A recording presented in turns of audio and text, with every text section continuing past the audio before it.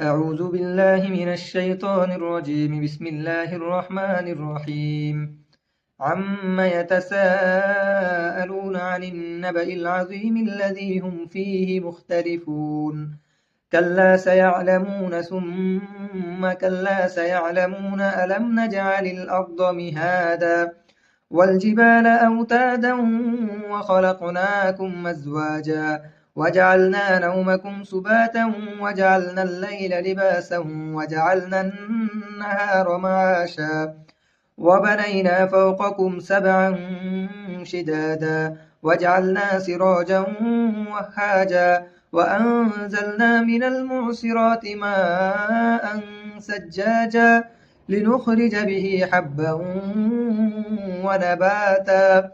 وجنات ألفافا إن يوم الفصل كان ميقاتا يوم ينفخ في الصور فتأتون أفواجا وفتحت السماء فكانت أبوابا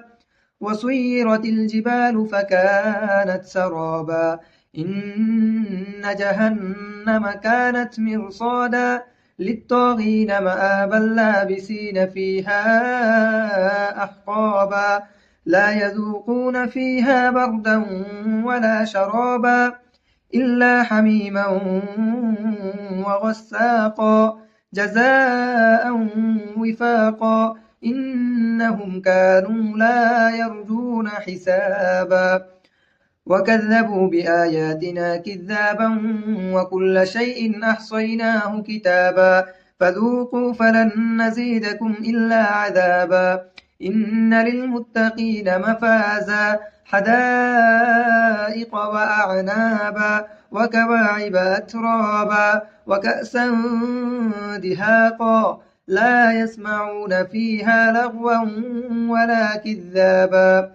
جزاء من ربك عطاء حسابا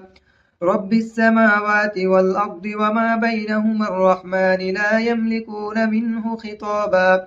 يوم يقوم الروح والملائكة صفا صفا لا يتكلمون إلا من أذن له الرحمن وقال صوابا ذلك اليوم الحق فمن شاء اتخذ إلى ربه مآبا إنا أنذرناكم عذابا قريبا يوم ينظر المرء ما قدمت يداه ويقول